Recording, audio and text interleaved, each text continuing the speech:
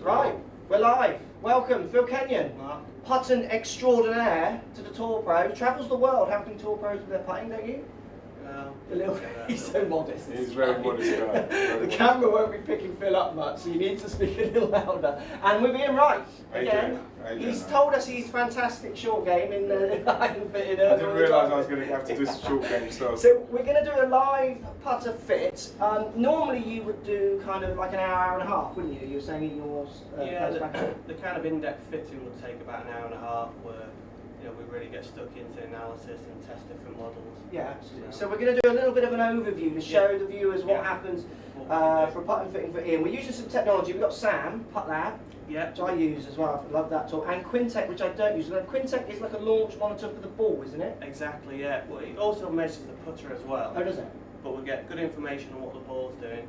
And then with the two systems, we're going to sort of measure what the putter does as well. Because obviously that determines or interacts with the ball. Fantastic. And then from that we can work out what's going to be the optimum sort of fit for the player. Fantastic. And have you got any preconceptions with putters, Ian? As you've got a putter as we speak at the minute. Yeah, this is the putter I've used. Okay. Yeah. So this, you might come out just confirming that you love this putter. This is more just to show the process of the things. Yeah. Okay. Yeah. I just want to get my putt. When I've got a straight putt. Yeah. And there's no deviation. I seem to always miss them. I don't get straight putts for some reason. I don't take it away on the line, and it's really frustrating. Fantastic. So with that information, Phil's going to use the tech, different heads maybe, and talk with Ian about why that might be a case. You might, with your experience in the tech, you might be able to find out. Yeah, I mean, I think what we're going to do is start with hit a series of putts. We're going to measure what Ian does. Yeah. And then break that down. Have a look at how Ian aims. Fantastic. How he returns the putter back to square, or is it closed open? What happens with the ball? And then really from that process we would then test different models. I don't think we're going to get the time to go through that full process, but what we can do is certainly give Ian an indication of the route we would go down to fit him for a putter that could suit his stroke. Well, should we do it? It's all yours, guys. I'll leave you to it. Right, so I'm going to place the ball down in, and we've got a straight put here. Yeah. So once just like you like, Ian. We'll test you, certainly. I'll place the ball down. Once you're ready, just get set up. Yeah. Try and aim, at the target and hit it down there.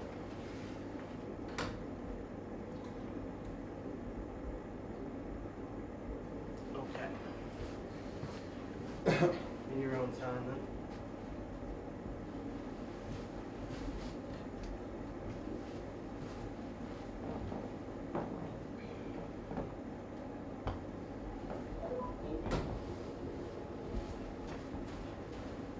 Yes. Did we get that one? We did. Yeah. Would you ever look at technique in a fitting as well, Phill? Would you leave that to the end or not touch it? I think with every player, you've obviously got a technical aspect to the performance, but what we can do is make sure that the putter that they have suits what they do or optimises what they do. Great. I think we try and, certainly with the HQ here, the Performance Centre, it's just really about trying to fit the putter to the player. Yeah. Technique, it comes down to coaching. Absolutely. So it's bridging that gap, isn't it, between coaching and yeah, fitting? I mean, obviously there are overlaps at times, but you've got to try and separate the two, and obviously players have certain styles which they're accustomed to and successful with. It's just a case of what putter, or the setup of the putter, how it can maximise or optimise what they're doing. The technique. Yeah.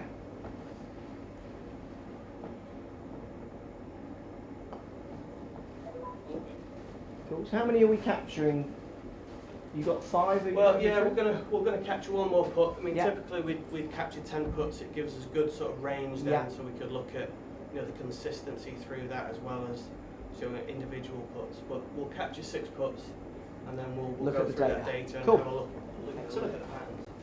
Should capture my data now. Pure putting data. In. Yeah. Hashtag in.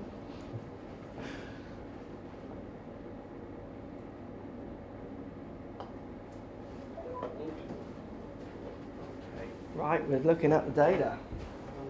This is where everyone will. One more. No, 2 more. 2 more. No pressure in. No.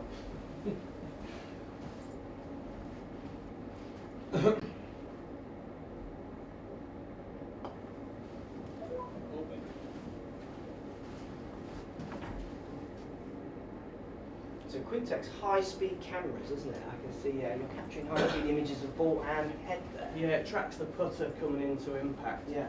And also the ball, so we can measure sort of launch conditions of the ball. Great.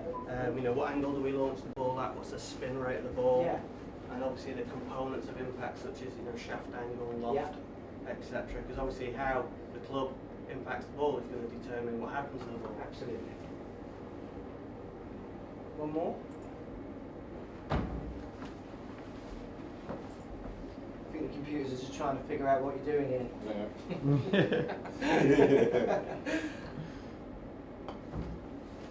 Okay. How those puts feeling? But to be honest, I felt like I caught them out in the middle simply because I know there's so much pressure in it, so I'm doing it the best I can ever do it. But it felt like I caught them all out of the middle of the putter, yeah. Okay, well, one of the things that we'll be able to pick up on the system is whether you actually did that. Okay. You know, feedback that we'll get is if you hit off centre, the putter will twist. Right. So we can measure the sort of the amount of twist that you have, and as a consequence, if you're not even hitting at the middle, it can alter the spin of the ball, Yeah. the ball's roll, so that's an important factor. Right. So, but that felt pretty centred. It did, yeah, because like I said, I've got one of these, so they all felt pretty like good. I hit them out the middle. So Good stuff. we'll find out. Yeah. Have a little look at the You spoke too soon.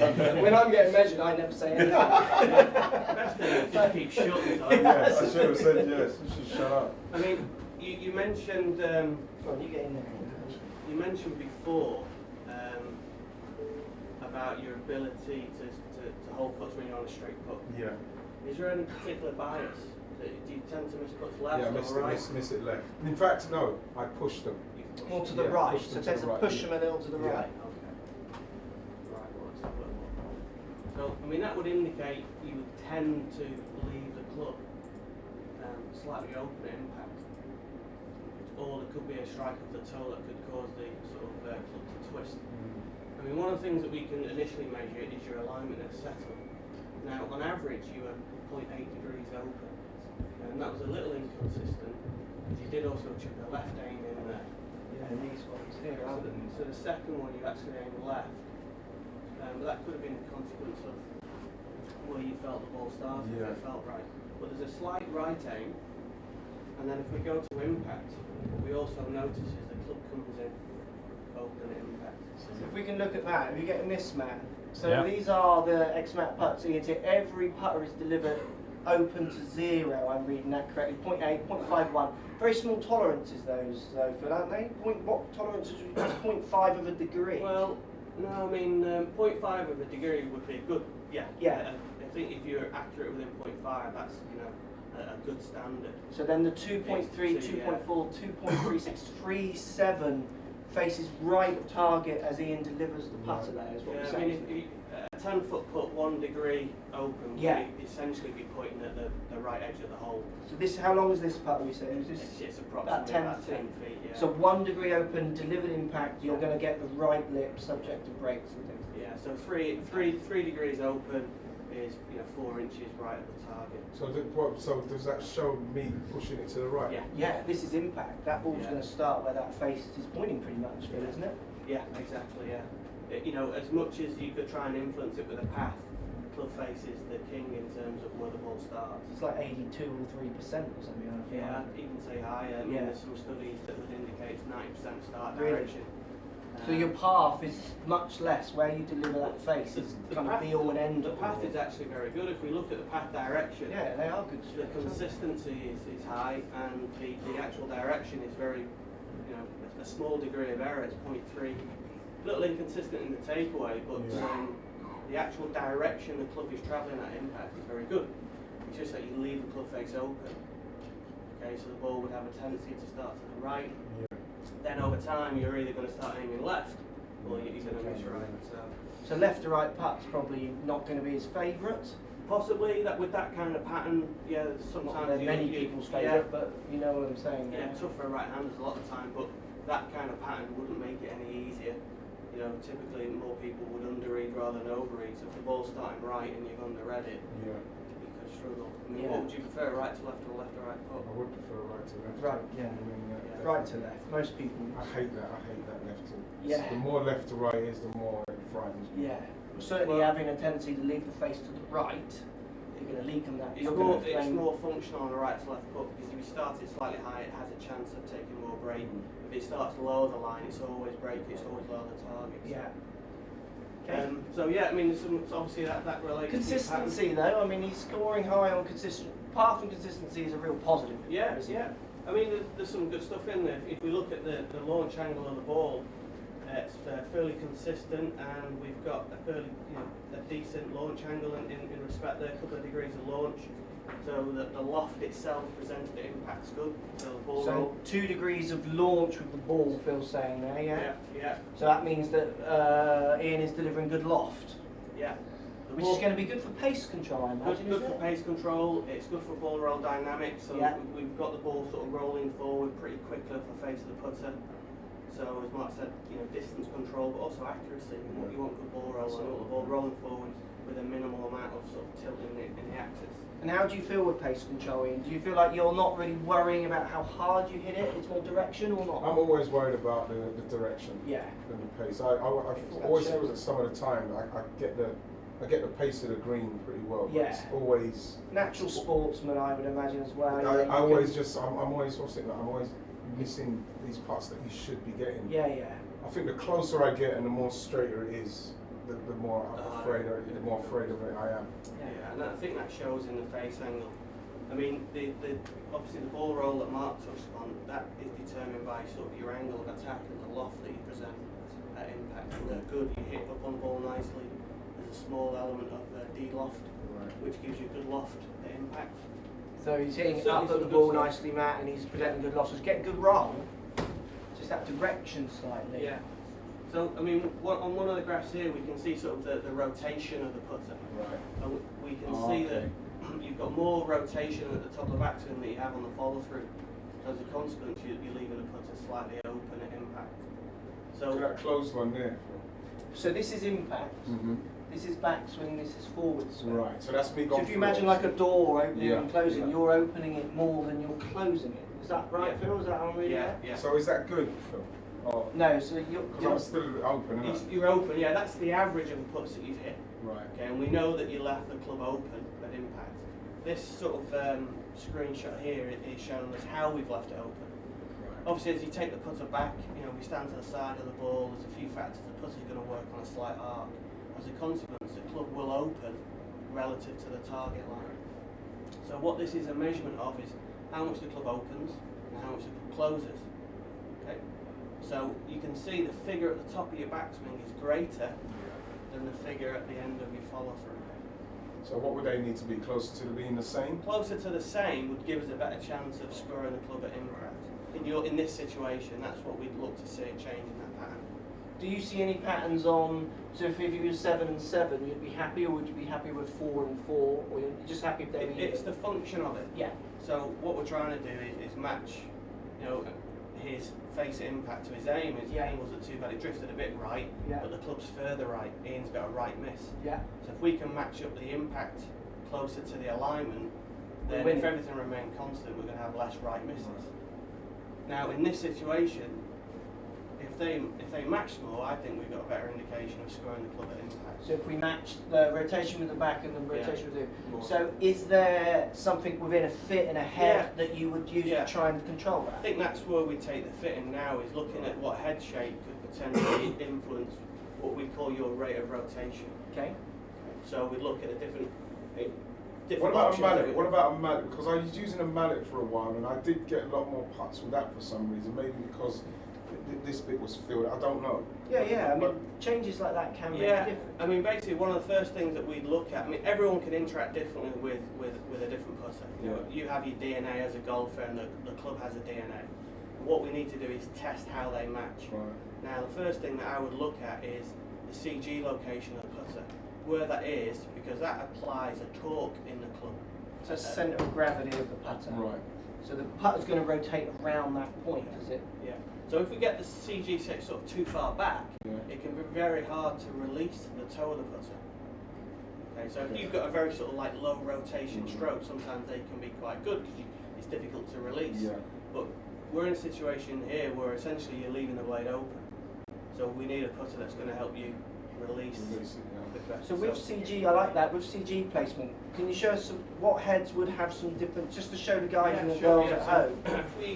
I mean, basically, if you look at sort of two-ball mallet here, the depth of this putter, the CG is quite far back. So similar to what people are looking at with their drivers. People are so cued into CGs on drivers, like I do reviews, and people are like, oh, that one, they know where the CG is. Yeah. Putter's no different, you're saying? Yeah. It's got a centre of gravity and it's going to influence how you deliver the club. It has a mass and a shape, so it's got a centre of gravity. So this will be sort of, because of the depth of that, it'll be further back. Now that gives it sort of higher MOI, which gives it stability. So like an off-centre hit, that's going to help you. Benefit for you. You felt your strikes were quite good, and I think the data would support that a Those little bit. paths was kind of showing maybe a bit out of the toe, but pretty good. Now, obviously, if you look at this putter, the depth of that. So the centre of gravity is closer to the face. CG is further forward, so this could help the sort of toe release slightly. It's interesting. But then obviously the golfer's pattern, how they accelerate, where they accelerate, could interact differently with either putter. Yes. Okay. So there's that human element. There's always a human element, but that's where, by having a fitting, we've got a good 1.5 hour time frame to work within. We'd go through that process of testing the different putters. And I'm sure as well, because we've got some sort of slight inconsistency with your alignment, what configuration of putter is going to help you line up better? Through the different options that we have, if you look at the Versa configuration, that's helped a lot of golfers. Versa being the old two-tone stuff. Yeah, well, if we go... Just to help with alignment at the start. Yeah, so I mean, if you look at like this V line here, I like those ones. Yeah. We've got the sort of the Versa perpendicular pattern, but we've also got this linear feature here. So, is it a case in that you line up better when you focus on this point, or do you line up better when we have perpendicular alignment? I like it when it's with that line. Because that's what I put. You're using this line. Yeah, and I use the ball, the line of the ball. Oh, so do you draw a line on the ball? Yeah, and then I put it in line with the line on the putt. That's it. If you were fitting back in your space, you had your time, would you measure his lining up of the ball? Yeah, we would. Yeah. Because obviously, if you start lining up with the ball and you're not good at that. Yeah, definitely. You see what I mean? Yeah, and also then, does the sort of feature of the putter allow the player to align to that ball effectively? Interesting, because we filmed with Andy Sullivan, didn't we, Matthew, in Portugal? Yeah. He had a green line on his putter, because he likes a green line on his ball, and he marries them up. He said if he has the white line, he has different make So you see, sometimes I've got a putt where I've read the putt, I've seen someone hit the putt on the exact same line, and I've put mine on the same line as theirs, so I've going down the same line as them. And is it because now that we know that my putt face is open, that I've tried to go on the exact same line as them and I still miss it to the right? Yeah, the club face is king in terms of direction, and you don't control that as well as some other parameters. So that would be through the fit. Obviously, there's an element of technique involved there, but through the fit, we would try and reduce that pattern. We would try and give you a putter that's going to give you a better what we call face change. Going to help you square the club better. So I don't know if we've got time. Can we? Because you have to recalibrate, but I guess can we get it on a different head and see if there is a difference? I know we could measure some sound. I think. Yeah. So should we do that? Should we do a different head? In a blade. Let's do it. Try and go from. Yeah, that sounds good. How the chat's going there, Matt? Any news? Yeah. People wondering where Lockie is. Lockie's behind camera. Give a little wave, Matt. Put your head out in front. Can everyone just stop wondering where Lockie is? This is my show. He's got, what's this about? Lockie, this. It's Ian Wright and me. What are Phil's thoughts on left down below right? Assuming a right-handed golf. That's a funny phone. He's taking a call then, isn't it? Yeah, I mean, grip styles, there's a lot of different grip styles out there. It's finding out which is the correct grip for your stroke, your pattern. Yeah. And left below right can help a lot of golfers. I mean, for a lot of right-handed golfers, it can square up the body alignment, which can help sort of path and. So you're going to get your shoulders more level, left shoulders right more level. Is the kind of theory, I guess. Shoulders more parallel. Yeah. But for some players that could be the worst thing that they could do. So it's really a case of trying to understand your pattern and then apply some sort of thought and reason to. Good question. So best option. Another thing you have to test, really, don't you? That's there's no right or wrong with any of it. From drivers, just got to go out and test. Anything else? Not related to Lockie. Is Loft getting a addressed also to look at backspin and getting an optimum roll on the ball. Is loft addressed, did he say? Loft getting addressed also. Yeah. Yes. Backspin. So, Absolutely. Well, what we found was that Ian actually presented a good amount of loft at impact. So the launch angle of the ball was reasonable. So, for example, if you were looking for the ball to launch between 1 and 2 degrees, anything higher than that can have a sort of detrimental effect. So that was one of the conditions that Ian actually achieved reasonably well. So we just need to bear that in mind if we change the putter, that we can get a similar spec to have those conditions remain. We're just focusing on the key factor for him, which is actually Ian misses putts to the right. We've got a phase change issue. Let's try and fix that. good. Any other good ones? Good questions. Yeah, longest putt Ian has ever holed. Longest Oh, putt. mate. He's probably got a little chart in his back pocket. Hang on. No, I've had a 40-yard footer, but I was playing with Lee Dixon and Glenn Odder was playing in Brazil, and it's one of those where I'm just trying to two-putt. I'm just trying to get it close. Yeah. So I don't know if there's any skill involved there. It's just pure luck because There's skill. It's all, but when you hit it and you think, oh, I've hit that too hard, and when people say, You never if tell them that. if the hole weren't there, that would be like 20 yards past. But we got one where Never tell Lee them. Dixon, I needed to two-putt it. So he just said, just get it in and around it, and like I was 40-odd feet. I think I was just off the green, and it just went. And it's one of those where halfway down, you think, that's going in, and it went in. It's just the greatest feeling. I think the best feeling I've had in golf is holding out of a bunker, because I'm never expecting that. Yeah. With a putt, you've got half a chance. You think, this has got half a chance again. But with coming out of a bunker, which is, I'm so nervous going in a bunker. Yeah. To chip in out of a bunker is just that is it for me. It's Great. like scoring a hat trick Good stuff. at Wembley. So we're just going to calibrate this one. It's quite interesting with the SAM here, man. It shows you how accurate it is. So come behind it again. We're going to be calibrating literally to 0.0, as close as you can get.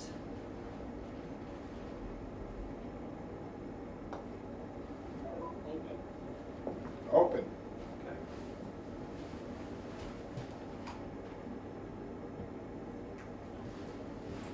So this one you've gone for CG closer to the face. Yeah, just to see if that helps sort of forward rotation. Like I say, there's always how the individual interacts with each putter. Absolutely. And there'll be times where it'll make no difference. It's the technical facet that you've got to sort of work on. So you're playing. I mean, that's when I teach my students. They present data, and I say, "Well, let's play. Let's say some sentences and see what comes out of you." Yeah. But certainly the consistency of alignment. I mean, Ian mentioned that he likes to line up his putter to the line of the ball, but interestingly, he uses a putter that's got perpendicular alignment. Right. The alignment was inconsistent. Are there other alignment features of the putter that could help you there? Yeah. And then, is it a case then that the rotation is coming from technique? Right. Well, within the fit, okay, if we can give you a putter that gives you some help, then sometimes it's going to be a case of technique. Go and see the coach, get a lesson. Yeah. Or maybe it's that's a big thing for me with fitting and these day around fitting. Fitting is coaching. It's the same thing in lots of ways. They completely blend. They're intrinsically linked, but I think as a fitter you need to understand, what your goal is. It's getting a product to try and match the player. Yeah. And then it's a case then of, need be referred to a coach. Yeah, absolutely. How does that one feel, Ian? Well, You don't like the size of it, do you? You like the bigger. Well, I have a mallet, or like I said, I've got Yeah. a 2-prong, but I just feel like I'm really just trying to focus and make sure that the club face is not open.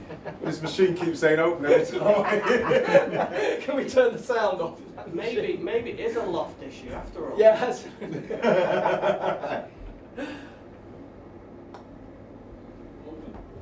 Oh. So we've got some readings there. Let's have a look. Let's see how you perform there, Ian. I mean, that's come down a little bit, hasn't it? Yeah, I mean, you were 7 points, I think. Yeah, we've still got to look at sort of. Still a gap though, isn't a there? little look at the speed of rotation. So 33.2 degrees per second. That's the speed at which the sort of club's closing. 33.2 degrees per second closure rate on that one. And then if we go.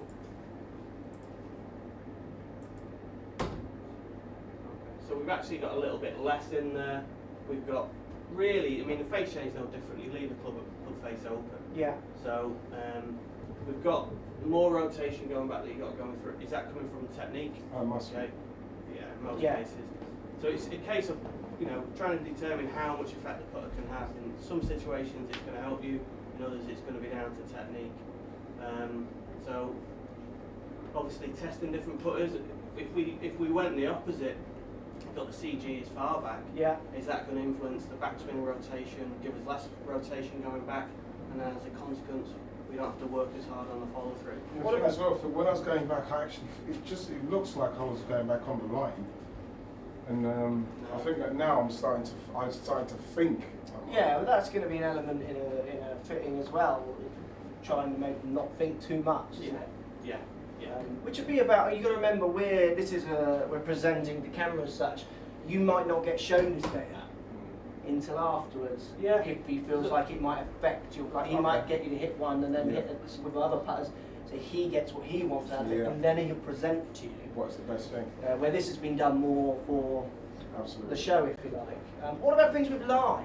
Would you change lie to change that rotation? Or not? Lie angle can change sort of the arc of the stroke, and often that can change sort of overall amounts of rotation. Yeah. But invariably sort of that degree of phase change, less so. That's really coming from movement in the hands and arms. That's coming from Ian predominantly. Yeah, absolutely.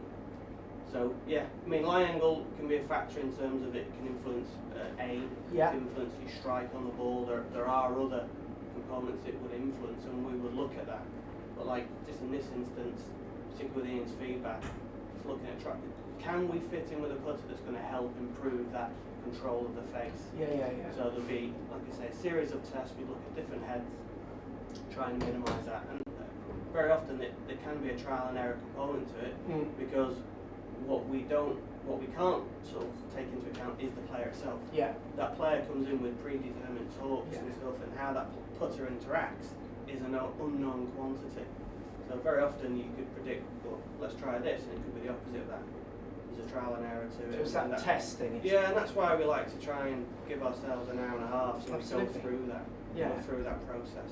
Good stuff. So interesting question then for Ian. Let's pretend, just for devil's advocate, if that putter came out statistically better, but I get the feeling you don't like the shape of that. It's only because when I look down I can't see enough. It's just something like that. I don't know. So how much would you work that in with the client? You know, with the person who's getting fitted? Absolutely. Because they've got to play it. Yeah, totally. You've got to. You know, some guys prefer blondes, others brunettes. You've got to work. I'd go over the one that functions the best. Exactly, me too, yeah. Where is this going? there is. I wasn't expecting that from Phill. I've thrown him back. Yeah, well, that's where you've got to look within a range. I mean, the one thing about Odyssey, we've got an extensive range, so we can look at the different types of hosels that could influence patterns, etc. So it could be, you know, a bigger shape and things like that. Yeah, you know, obviously, centre shaft, you know, slightly deeper face, so we could go more to like a mid mallet with a line at the back. That could help him. See, I like the look of that one, Phil. But that's going to be worse for what he's got, isn't it? Because that's got a lot of toe hang on it. Yeah, but actually that could help the toe. It looks nice though. It looks nice. Yeah, this is what I use, and I love these. Don't let that put you off though. This is a wand, Matthew.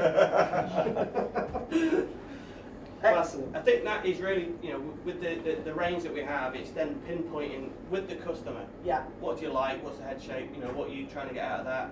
We look at the variables that we're measuring. Well, we need to improve your aim. We need to improve your rotation or whatever it is. And then we look at sort of selecting various models, test them, see which one comes out in terms of, well, I like the feel of that, but this functions well as well. Yeah. So it's an interactive process. Again, that's why you need time. Yeah, good stuff. So you're there, Phil. You're done? You happy? Or have you got more to test? I think we need to get Ian back for a lesson. Yeah, it is a little bit of a lesson, isn't it? Let's just go to the chat. Is any chats going down there, Matt? Yeah, there's a guy, Barry John. He's from Australia. He's watching from Australia. If you can't find a head shape that is right for CG, correct loft, and you bend the putter like an iron to achieve optimal. So what? He can't get the right loft. He's saying. If you can't find a head shape that is right for CG with the correct loft, and you bend the putter like you bend an iron to achieve optimal. Yeah, you can bend the putter, so we can alter the putter for loft and lie. In things like this? Yeah, we've got a loft and line machine here. So A obviously, little bit of brute force. yeah. At the start of the lesson, we will measure the customer's putter. Yeah. Understand the condition, the loft and lie, etc., which they have. 'Cause Yeah. that's going to impact the data Of that course we it see. is. Yeah. And then obviously, depending on what we need to alter the putter to, we can create the loft and lie angle required. So Yeah. And what about, so has that got nothing to do with technique? You'd rather bend the putter, or would that be after he's totally found out that his technique's fine, but he still does something? Why would you bend the putter rather Well, than... let's say someone's delivering a lot of loft, but they're really happy maybe with everything else they do. Okay. So they don't want to make changes. Right. You might bend the loft so they're not seeing any change in their putter or what they do, but it's going to present less loft because you're starting to say. Is that yeah, right? yeah, totally, yeah. I mean, particularly sort of like elite players, they have. Yeah, they don't want to change. Yeah, they don't want to change. They have certain patterns, and they're very, very good at what they do. But it's just about optimizing the Right. tool for them, Right. isn't it? So if you can crack the loft down to get a better ball roll, but they're not having to do anything different. Because they're so in the slot doing exactly the same thing all the time, whereas I need to do my technique, don't I? Yeah, but you've got to remember it's a tweak. You're not miles out. Your numbers are good. You're going to hold. He's going to hold putts, isn't it? Yeah. There is just going to be a reoccurring pattern that could be fixed. It's a tweak. Yeah. It is a tweak, yeah.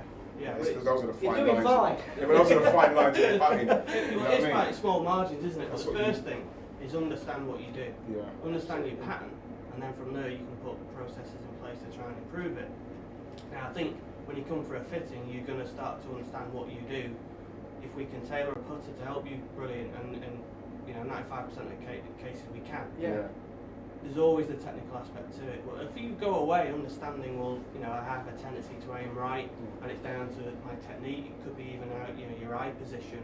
And that's great information to apply. Yeah. You can have a pressure putt or a putt you have to make, and you think, I've missed a couple right today. I know I do that. You could change your aim, you Yeah, could but change the way you... Yeah, but then you say that, you can use that. when you see the fine margin of it, when I'm standing over it, I'm thinking I'm going back straight. I can't see with my naked eye. No, but that's where you'd work with someone like Phill. He might even tweak your grip, where you hold it, which could move those numbers. He'll find a sentence, something that connects with you that might just move those numbers. Then you don't have to think. Or maybe your eyes are just going in. That's how I put my glasses in. Getting on a bit now. That's what it is, Phil. That's what it is. I should have kept my glasses on when I'm putting. Yeah, absolutely. Any more questions? How are we doing? Does grip thickness affect stroke? Grip thickness. Player specific, or is there like a pattern? I think it's player specific, really. There's a lot. I mean, if you look at the sort of super stroke here, which do you use anything like this? I use a super sock because even with this, I feel like I was gripping too tight, and it's almost I was gripping. But with this, I don't have to grip it as tight. Yeah. Okay. Yeah, so I mean, obviously the thicker grip, thinner grip can affect even how the grip sits in the hand, which could affect sort of rotation, consistency, in most cases. But I think, grip size can be a personal preference as to what you feel comfortable with, what you feel you've got control of the club, and sort of grip pressure as well. Yeah. And again, that can form part of the fitting where you just test the different grips and see which one you actually prefer. But thicker grips are becoming more popular. They are. You're seeing them on tour. Yeah. Lots of them, aren't you? Absolutely. Good question. There we go. Player specific. I think we're there. Good stuff. Thanks for your time, guys. Cheers. That's been interesting. Thank you so much. Little bit of That's quite work on that stroke here, I think. Yes, Yeah? yes, Good absolutely. stuff. Thank you.